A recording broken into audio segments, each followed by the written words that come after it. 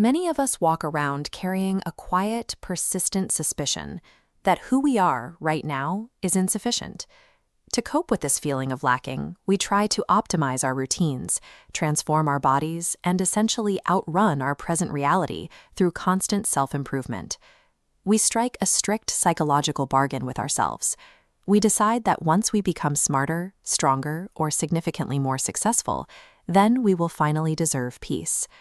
But the human brain is an adaptation machine. When you reach a new tier of success or discipline, your baseline recalibrates. The standard for what qualifies as enough moves immediately. Look at this timeline schematic. As the present marker advances forward, the destination marker, representing your ideal self, slides ahead at the exact same speed. Notice that gap in the middle. It never shrinks. You remain trapped in a permanent waiting room, deferring your actual life until a future date that mathematically cannot arrive. This creates a curious trap. Can a person truly grow if they hate the version of themselves doing the growing? When you feel entirely depleted by this endless chase, you are not experiencing physical fatigue. You are experiencing something far deeper.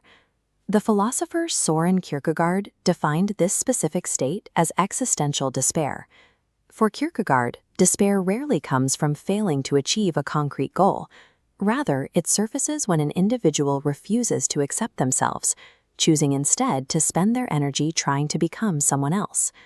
This is a portrait of the Swiss psychiatrist Carl Jung. Jung spent decades analyzing the severe psychological fallout of this exact self-refusal.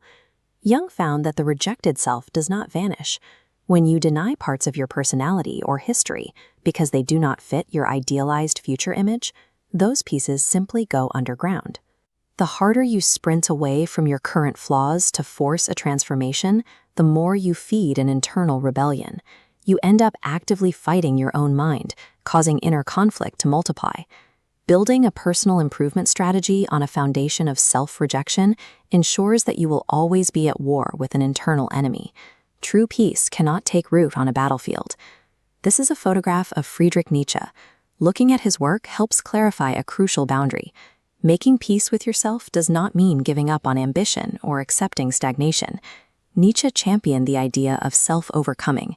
He argued that the drive to expand our capabilities, push our boundaries, and actively grow is a profoundly healthy human instinct.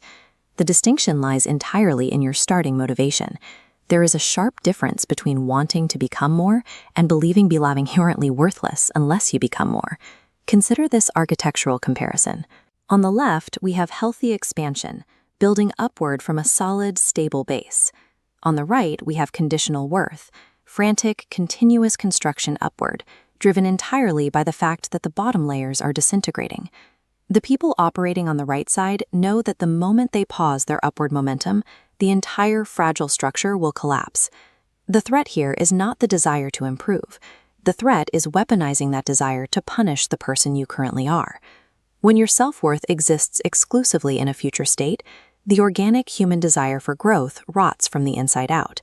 Improvement strips away its creative, expressive qualities.